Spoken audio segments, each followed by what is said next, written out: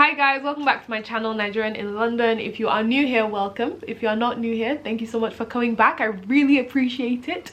My name is Jabby and today's video is about the apps you will need in London. Whether you are coming here on holiday, whether you are moving here, I think these apps will be quite helpful to you. I'll put a variation of things in the video to help you based on what you're here in London for. If you enjoyed today's video, please remember to hit the like button. It helps me know that you enjoyed the video, and subscribe to see more of my content. Help my ministry. And comment if you think I missed any apps. If there's any app that you would recommend to people who are coming to London, drop that in the comment section below, please, and I will get straight into today's video.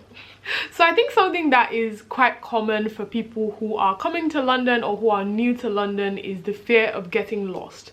London is a massive city. It has like, don't know how many million people, but lots of millions, and it's quite easy to get lost. But do not worry, do not fret. If you have Google Maps or City Mapper, you are good to go. The thing is, I recommend getting both. I'll get into that in a moment, but a general way to use these, if you've never used either of them, is I find it easier to just use my current location, and then you can put in your destination, and then you look before you leave where you're going to. You can look at what your journey will look like. So whether you'll need a train, whether you need a tube, whether you need a bus, whether you need a combination of that, you can see all that and plan your journey beforehand, and I think it makes things a lot less daunting. Usually also you have multiple options on either of the two apps. You have multiple options for how to get to your destination.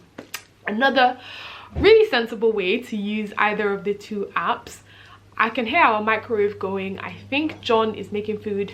Please ignore it if you can hear it, but another way you can use both of the apps is if you're traveling tomorrow or next week or whatever in the future, for example. Usually you can actually set the timing to the time you plan to leave or the time you plan to get to your destination, and that helps because sometimes, dependent on the timing, it might be shorter for you or more convenient or easier for you to take a certain combination of public transport, if that makes sense. So the reason I say you need both is I find City Mapper a lot easier to use.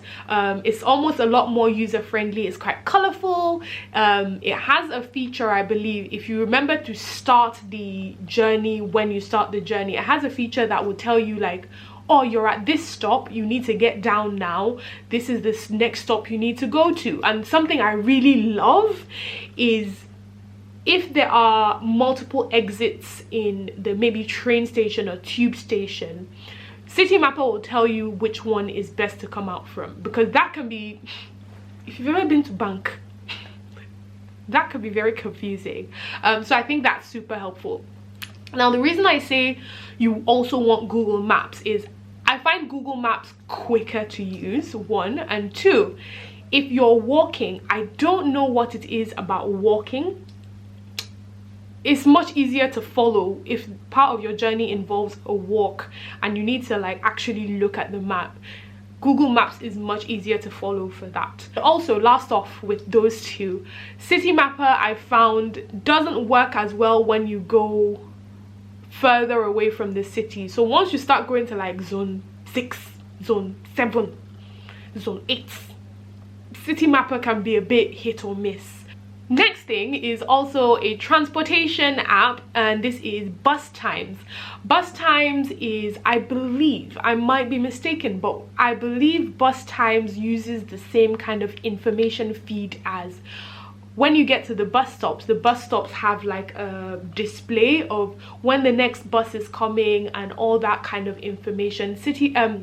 Bus Times has the same feed of information as that. So sometimes you get to some bus stops, they don't have that information feed. If you have the bus times app, you can check for the specific bus stop you're in, and then you can see when the next bus is coming. And I find that really helpful, especially right now where it's like so cold and you don't know when you're gonna get to leave and be in a warmer bus. I don't know if it's because I'm a foodie, but the next app is TripAdvisor. Now, TripAdvisor is an app that you can go on, type basically the name of any restaurant, or even any like activity place, and it will literally show you people's reviews and how highly rated it is. I find it super helpful. I check TripAdvisor for basically everywhere I go to, because sometimes you don't know, you don't want to waste your money and you see somewhere that looks nice and you want to know what it's actually like. Usually people who leave reviews take pictures as well and put them up there, so you know that it's not actually the company putting their own pictures necessarily. You can see other people's other customers' perspective of the place, and I think that is very helpful. I love TripAdvisor.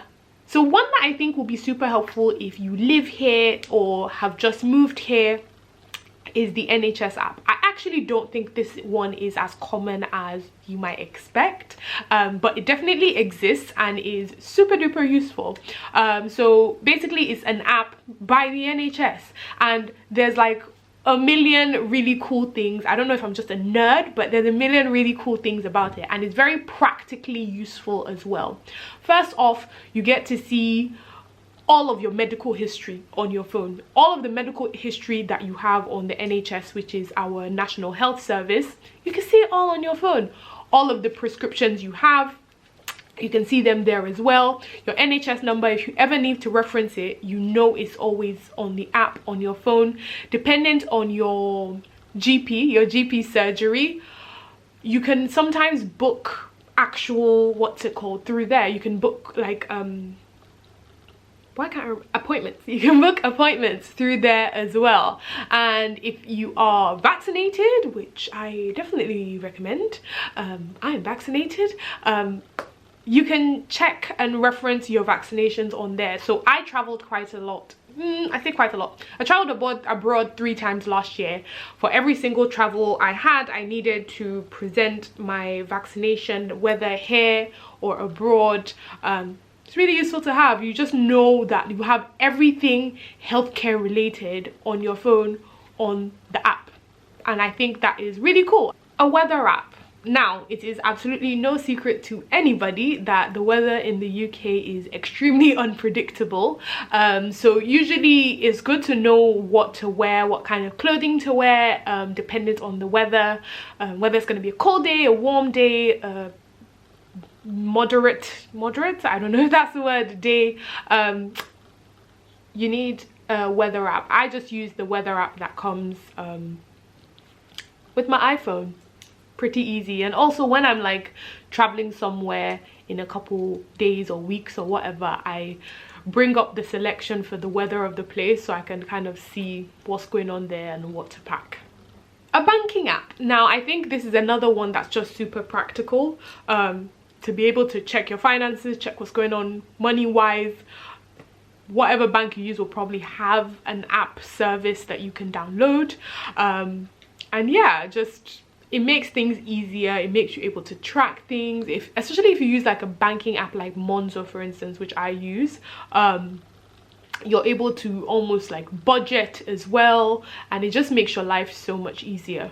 So if you're someone who is an immigrant to the UK, it's probably quite normal to you that, you know, sending money back home is quite a normal thing. So if you are someone who is Ghanaian or Nigerian in particular, I have a code for you. There's an app called Lemonade Finance. That is what I use. I did a sponsorship with them previously, but I honestly think it's a really good product. If you use my code DABI, you can get 10% cash back to send money from the UK to Ghana or Nigeria. But outside of that, I believe there are other apps that do the same thing. There's like Azimo, I believe. I don't know, honestly, I don't even know what the names of the other ones are, but I know there's a number of different apps. A student discount app. Now, the most common one I believe is Uni Days. Now, the reason I will not go into depth about this is because I've never been a student in this country actually, so I don't know, but I've been jealous of students in this country because they get kind of the Uni Days situation. Basically, Uni Days is an app. I believe there's one more like it that allows you as a student to get discounts. The thing about it is usually you need to sign up using your uni email address, and then you have access to so many different discounts that the rest of us unfortunately don't get. It could be things like Spotify, it could be things like maybe even Apple Music, I'm not sure. I've heard like New Look, sports shops, lots of different places. It's definitely worth downloading. Uber or Bolt, basically a taxi service app. Any one of your choice that you know works properly where you live. And the idea behind this is, honestly, some days you do just need a taxi. It could be when you're out late at night and you're really tired, you don't want to get public transport, or the public transport at the time has just stopped because I believe the tube actually goes off on some lines at a certain time, or at least the train does. I know because I live in Southeast London. And you don't want to be stranded, or you don't want to start trying to download the app in the middle of the night when you're God knows where. So it's handy to just always have like an Uber or Bolt or something like that that you have accessible to you on your phone. So we're now at the end of today's video, guys. I hope you found the video very helpful. If you think there's any apps that I forgot, that I missed out, please drop it in the comment section, and I'll put up a video somewhere here that you can watch after this one, and I'll see you in the next one. Bye.